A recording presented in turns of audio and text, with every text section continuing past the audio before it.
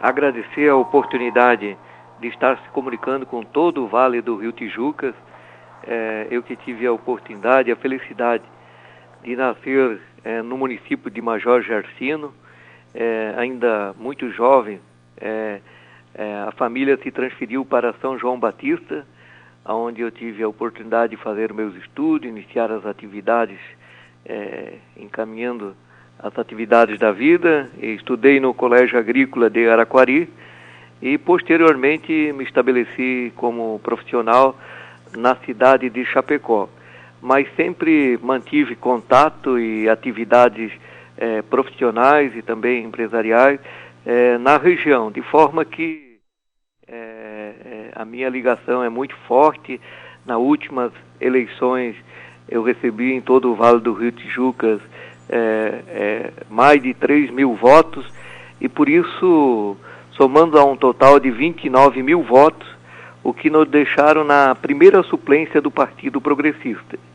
E agora, dentro do rodízio que o Partido Progressista está realizando, eu estou substituindo o deputado Silvio Drevik, que tirou uma licença, e nesse período estarei no mandato à disposição de todo o Vale do Rio Tijucas. É claro que hoje o senhor tem um contato maior com o município de Chapecó, inclusive chegou a ser vice-prefeito em Chapecó, é isso? Não, eu disputei uma eleição na condição de vice-prefeito, mas em Chapecó a minha atividade é mais no campo empresarial, e tive a oportunidade de também ser secretário da Agricultura do município. De forma que a votação e que nós recebemos, os 29.000 votos, em grande parte está no Grande Oeste, mas nós também recebemos muito voto do segmento da agricultura, já que eu tenho por ser profissional e empresário do setor, nós temos uma ligação muito forte com o setor da agricultura, por isso recebemos voto em todas as regiões de Santa Catarina, especialmente na região do Vale do Rio Tijucas, pelo fato de os familiares morarem e nós termos contato permanente com o Vale do Rio Tijucas. Inclusive, eu me coloco também como morador de Porto Belo, porque tenho residência em Porto Belo, e aí eu moro um pouco em Chapecó e também em Porto Belo. Essa importância de estar também participando do Poder Legislativo aqui no Estado, quais são os objetivos também, é claro, puxando um pouquinho aqui pra gente, para o Vale do Rio Tijucas e Costa Esmeralda, como o senhor citou, o município de Porto Belo. Exato, eu vou ficar um período superior a 60 dias. A previsão é algo em torno de 4 meses, terá mais um deputado que vai se licenciar, que é o deputado José Milton Schaefer, e eu devo permanecer por um período maior aqui na Assembleia Legislativa. E depois desse período, daí vai ser feita uma reavaliação da possibilidade de continuarmos. Mas, no momento, está ajustado dentro do Partido Progressista um período de 4 meses. E durante esse período, além de dar atenção aos municípios, às demandas que os municípios precisam, nós estamos trabalhando muito forte a questão da revitalização da SC 410. É uma bandeira histórica. Primeiro foi a sua pavimentação. Eu lembro que eu era bem criança, lembro até o nome da empresa, que chamava MAP, era uma empresa de Brusque, que fazia essa rodovia, e ela foi uma rodovia demorada, porque em muitos pontos teve que ser levantado o asfalto, né? Exatamente para dar condições de drenagem e não ter problema com as chuvas. Essa obra ela já passou, está próximo dos 40 anos, quer dizer, é uma obra que foi muito bem feita, porque de lá para cá praticamente não foram feitas revitalizações dela. Mas agora chegou um momento crítico em que é necessária e urgente a total revitalização da SC 410. É uma bandeira suprapartidária, as entidades estão cobrando muito essa revitalização, e na condição de deputado eu estarei junto com as entidades, junto com os municípios, fortalecendo essa reivindicação, para tornar a revitalização dela uma realidade o mais breve possível.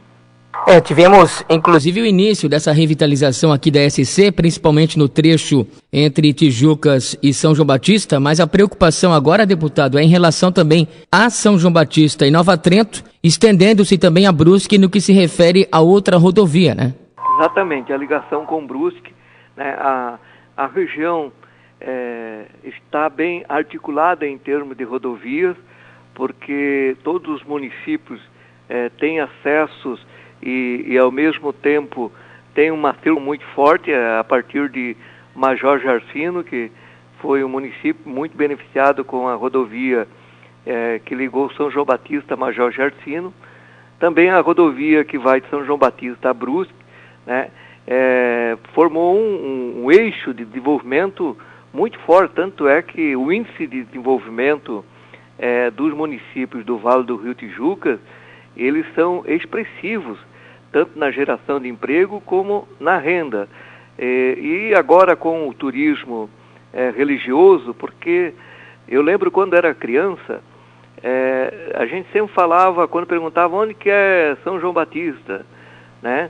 A gente dizia, próximo de Tijucas, dava referência, na ponte pega a esquerda. Agora a referência passou a ser Nova Trento. Até então, muitos anos atrás, São João Batista, Nova Trento era conhecido como uma cidade que ficava ao lado de São João Batista. Agora é o contrário, porque Nova Trento, o turismo religioso colocou Nova Trento entre as cidades mais conhecidas do Brasil e, por que não dizer, do mundo. Então, nós mantermos uma rodovia de qualidade é atrair mais turismo, mais desenvolvimento, mais renda para toda a região. É verdade. E o senhor que é da área, portanto, agrícola, é técnico em agropecuária, além também de ser empresário na região oeste, sobre a questão da crise na suinocultura e especialmente também no milho, que tem sido constante debates na Assembleia Legislativa. Qual a solução para sair dessa crise nessas áreas, deputado? Esse ano aconteceu um fato inusitado. Com a turbulência política, o dólar teve uma disparada muito grande, chegou a 4,20 o dólar. E naquele momento os produtores de milho, principalmente do Centro-Oeste, fizeram através das trading, ou seja, empresas de exportação, a venda antecipada do milho para o exterior, aproveitando os preços com a elevada do dólar. O que ocorreu logo em seguida? Faltou milho para o abastecimento do mercado nacional. E com isso, os preços dos milhos, que estavam aí na faixa de R$ 27,00, dobraram de valor assim em questão de poucos dias. E além de dobrar o valor, se tivesse o milho para ofertar, até tudo bem. Mas ele aumentou sem ter o milho na prateleira, vamos assim dizer, para que o consumidor entenda bem. E o que ocorreu? O Brasil teve que ir à busca de comprar milho no exterior, a ponto de nós vermos uma das maiores aberrações que se pode ver no comércio. De um lado, nos portos, containers sendo carregados para serem exportados mundo afora. E, de outro lado, containers sendo descarregados para abastecer o mercado interno. E isso causou uma crise profunda na suinicultura e na avicultura. No Grande Oeste nós temos agroindústrias que fecharam, outras que deram férias coletivas, a BRF, JBS reduziram turnos nas suas agroindústrias, de forma que o desemprego e a queda na renda, fora as que ficaram fechadas, porque os animais foram para o frigorífico e não foram realojados. As granjas ficaram paralisadas. De forma que isso agravou em muito o setor, e a saída é uma política forte de valoração do milho, ou seja, valorizar quem produz o milho. E Santa Catarina, que importa algo em torno de 3 milhões de toneladas de milho por ano, tem aí uma grande oportunidade de criar um programa de valoração da produção do milho aqui em Santa Catarina, que é um trabalho, inclusive hoje nós vamos ter uma reunião na Comissão de Agricultura aqui da Assembleia Legislativa.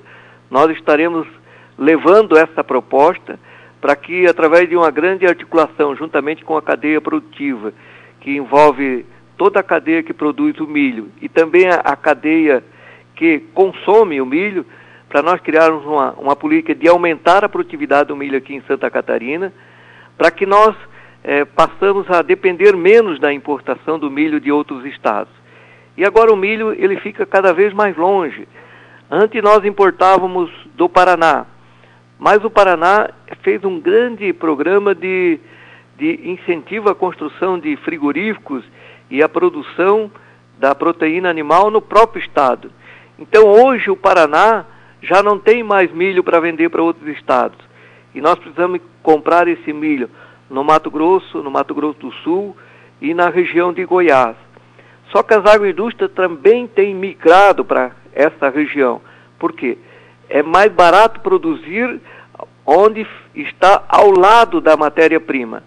E a nossa região, o sul, ficou muito distante do milho. A solução é a ferrovia que traz o milho do centro-oeste em direção ao sul. É uma obra reivindicada há muitos anos.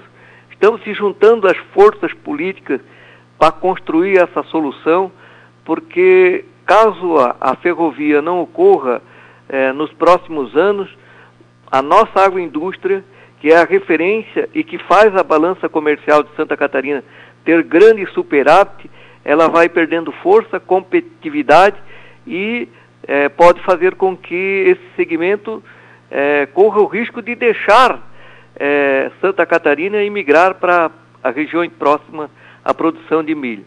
De forma que estamos trabalhando muito esse desafio de forma suprapartidária. Um deputado sozinho não tem a força e nem os instrumentos necessários para solucionar esse setor. Mas o mandato é um instrumento de grande valor para que nós possamos viabilizar as soluções para o setor que mais gera divisa para Santa Catarina, ou seja, as agroindústrias. E sobre as tratativas para vender carne à Coreia, que, de acordo com informações, avançaram após um encontro ontem. Exatamente. Santa Catarina tem um status que poucos lugares do mundo, poucos países ou estados conseguem ter, que é um status sanitário de produção de proteína de origem animal, especificamente da carne suína, de forma que nós produzimos com todos os atestados necessários para poder exportar. Nós já há muito tempo temos esse status sanitário privilegiado em relação aos demais estados e de muitos países. Por isso a carne suína produzida em Santa Catarina, ela tem um poder de competitividade no mercado internacional muito forte, exatamente por esse status sanitário, que agrega um valor de qualidade que fortalece a marca de Santa Catarina no mercado internacional. E o governador, juntamente com a comitiva, o secretário da Agricultura e também o presidente da Assembleia, o deputado Gelson Merizio, estiveram na Ásia e estão tratando de negociações, trazendo notícias muito positivas, mas evidentemente que à medida que abrimos mercado externo, fortalece a perspectiva econômica do nosso setor. Mas nós precisamos resolver o gargalo de produção, porque daqui a pouco nós temos um mercado muito forte para exportar, para vender, mas não vamos ter o produto, porque nós vivemos um grande apagão de logística e desequilíbrio numa política de abastecimento, principalmente do milho, que é a matéria-prima principal para que nós possamos ter proteína de carne suína. De forma que é uma boa notícia, mas juntamente com essa boa notícia nós temos que resolver o problema do endividamento dos produtores que produzem suíno e também a solução da matéria-prima, porque caso contrário é uma boa ideia que acaba não surtindo seus efeitos práticos.